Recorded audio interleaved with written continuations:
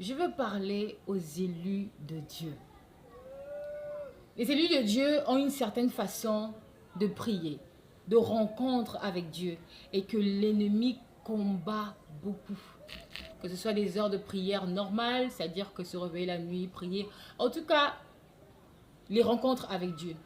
Peut-être toi, Dieu t'a demandé que par rapport au combat que tu vis, l'endroit où tu dois prier là, c'est à la montagne. Mais toi, tu as du mal à aller à la montagne sur le rendez-vous que Dieu t'a mis. Parce que l'ennemi ne veut pas que tu ailles à la montagne. Et il est capable de te convaincre. Mais alors là, que non, aujourd'hui c'est bon, tes problèmes sont déjà réglés, ça va et tout. Il t'a peut-être donné des heures de prière, c'est-à-dire des heures où il est censé te rencontrer et tout. Mais tu ne le pratiques pas. L'ennemi combat cela en fait. Il y a beaucoup de choses comme ça que Dieu donne à certaines personnes en fonction des combats de leur destinée. Mais je vous assure, l'ennemi combat cela. Il va tellement te convaincre que c'est bon, ça va. Ou bien non, aujourd'hui ne pars pas. Non, ça va, laisse. Tu vas aller la prochaine fois. Aujourd'hui tu es fatigué, laisse. C'est parce qu'il sait que quand tu pars prier à la montagne là, la dimension de victoire que tu obtiens là-bas, si tu aurais prié à la maison, sur 100%, tu aurais eu 10% de résultats.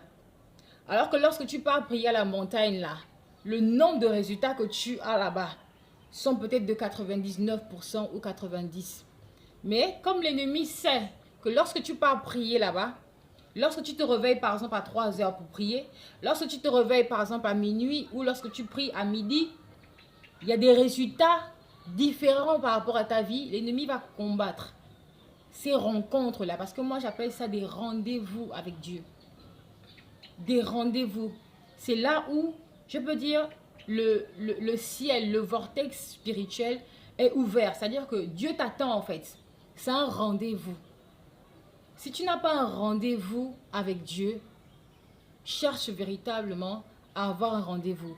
Mais ce n'est pas pour autant que l'ennemi ne va pas combattre cela. Il pourra très bien te convaincre que c'est bon. Toutes les prières faites dans la création, etc. Les rendez-vous que Dieu t'a mis. Si tu n'as pas la grâce de Dieu, tu as commencé là. Tu ne sais pas comment tu vas arrêter. Tu ne sais pas comment tu vas arrêter. Parce que pour véritablement maintenir le cap de prier, par exemple, je prends juste l'exemple même simple de la montagne. Y aller tout le temps pour rencontrer Dieu. C'est pas quelqu'un qui a, je peux dire, un petit mental spirituel. Parce que les résistances pour pouvoir être tout le temps dans ces lieux de rencontre-là, à cause de la dimension des résultats, il faut vraiment que c'est Dieu qui t'accorde la révélation des victoires que tu obtiens lorsque tu pars à la montagne pour prier, lorsque tu pars en forêt pour prier, peu importe, selon ce que l'Esprit te conduit de faire. Parce que tu verras que par exemple, il y a des gens, ils savent que leur solution, c'est lorsqu'ils vont, par exemple, prier hors de chez eux. Mais de toute façon, l'ennemi va combattre cela et les convaincre que non. Est-ce que même quand tu pries comme ça, c'est de Dieu? Est-ce que tu n'en fais pas un peu trop? Est-ce que les actes prophétiques que tu fais là, c'est pas un peu trop? Est-ce que tu peux pas un peu dormir la nuit, un peu comme tout le monde? C'est le temps du repos, repose-toi. Et un coup comme ça, tu arrêtes. Alors que ce sont des lieux de rencontre en fait. Il y a des choses qui sont là. Moi, j'appelle ça les rendez-vous. J'ai rendez-vous avec Dieu. Moi, c'est comme ça que j'appelle ça. Je veux vraiment prier pour les personnes que Dieu attend à des endroits spécifiques de prière. Je prie que Dieu vous fasse grâce, qu'une grâce surabondante descende sur vous, que lorsque l'ennemi voudra vous arrêter, vous stopper, vous bloquer, que même la création travaille pour vous pousser, pour être au rendez-vous où Dieu vous attend, le lieu où Dieu vous attend, l'heure à laquelle Dieu vous attend, l'heure à laquelle Dieu veut vous rencontrer. Parce que vraiment, les prières spirituelles, si ce n'est pas la grâce de Dieu, tu peux arrêter du jour au lendemain. Même les gens autour de toi vont te décourager. Ils vont te dire même que est-ce que tu es obligé de prier à 3 heures? La nuit est faite pour dormir. Dieu donne à ses amis fidèles même dans le sommeil. Est-ce que tu es obligé de prier dehors? Quand toi tu regardes tes combats et la vie des personnes qui te parlent, vous n'êtes pas dans la même dimension de combat. Eux, ils vivent les difficultés de la vie. Toi, tu as les combats. Donc, tu ne peux pas prier comme eux, en fait. Tu peux pas... Voilà. C'est pas possible. Tu peux pas écouter leurs conseils. Ils ne connaissent même pas les choses par lesquelles tu passes, ni comment ils peuvent même t'aider. Et tu peux pas tout simplement dire que tu vas t'aligner à ça, que bon, parce que lui, il prie seulement le matin, tranquille, sa vie va bien, il arrive à prospérer, il arrive à... Voilà, il loue le Seigneur, il est toujours chrétien, tranquille, ça va. Non, vous n'avez pas les mêmes réalités spirituelles en fait. C'est pour ça qu'il y a des gens qui sont totalement différents. Leur manière de prier, tout ce qu'ils font sont différents. C'est en fonction de leur mandat, c'est en fonction des réalités, des combats dans lesquels ils sont en fait. Sinon, ils n'ont pas choisi ça, hein. Ça s'est imposé à eux. Hein. Qui a envie d'aller tout le temps dans la forêt pour rayer, pour rencontrer Dieu? Loin, la forêt. Je ne sais même pas où les forêts où on prie ici au Gabon, ça se trouve. Mais là où j'étais à l'étranger, tu vas reprendre le taxi. Tu vas aller à la forêt là où tout le monde prie là-bas. Qui a envie de tout ça? Personne. Qui a envie de se réveiller à 3 heures pour prier? Personne. On a envie que tout coule en fait. On a envie que tout, voilà, tout coule. Voilà, mais c'est pas la réalité de tout un chacun. Il faut connaître ce dans quoi tu es et tu payes le prix pour, comme on dit, c'est quand tu sais ce qui te poursuit, tu sais comment courir en fait.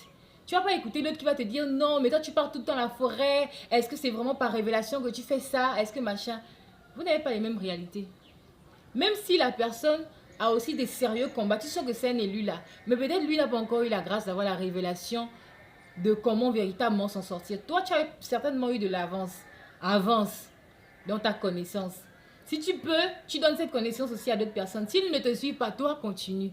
Ne te laisse pas, je peux dire, ne laisse pas les gens, je peux dire, changer ce que toi, tu as compris de Dieu. Il ne faut pas que tu sois transporté à toutes sortes de vents. Je prie que Dieu vous fasse grâce. Je prie que Dieu vous fasse grâce. Vous montre l'endroit où il vous attend pour que vous priez, pour que vous puissiez le rencontrer, pour que véritablement il y ait des choses qui quittent facilement de votre vie. Je vous assure, il y a des endroits où vous priez, où les résultats sont très très très différents. Il y a un homme de Dieu dont je vais taire le nom qui disait que parfois un seul bain peut épargner 5 heures de prière. C'est pas qu'il ne faut pas faire 5 heures de prière, mais c'est pour dire qu'il y a des choses qui te facilitent. On ne va pas passer toute la vie à prier en fait. Il n'y a pas que prier en fait. Il faut travailler, il faut, voilà, il faut s'occuper. Il y a plein de choses dans la vie, il faut prendre du bon temps. Il n'y a pas que prier. Il y a un homme de Dieu qui disait ça. Voilà, et c'est la vraie vérité en fait. Il y a des prières, tu vas les faire chez toi à la maison, dans ta chambre. Tu n'auras pas les mêmes résultats que si tu te déplaces au lieu où Dieu t'indique pour prier en fait. Les gens peuvent te voir comme, je ne sais pas, mais toi tu sais ce que tu es en train de faire et ce que tu es en train de gagner. Voilà.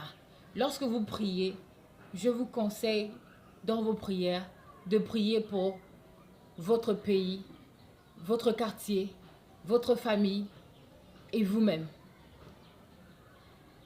Quand vous partez prier dans les lieux où Dieu vous indique de prier, et votre église bien évidemment, quand vous partez prier dans les lieux que Dieu vous indique, vous savez que ces endroits-là, il y a des rencontres spirituelles. Donc il y a des esprits que Dieu relâche qui sont capables je peux dire, d'étendre l'exaucement des prières, de manifester puissamment l'exaucement des prières. C'est à cet instant-là que tu peux facilement prier pour les territoires, prier pour des grands sujets, prier pour... Voilà. Et ça se met en mouvement dans la création, ça se met en mouvement. Donc voilà, c'était l'ICAS. Je voulais vraiment vous exhorter sur ce petit point. Que Dieu vous bénisse abondamment. Shalom. D'ici là, portez-vous bien. Bye bye.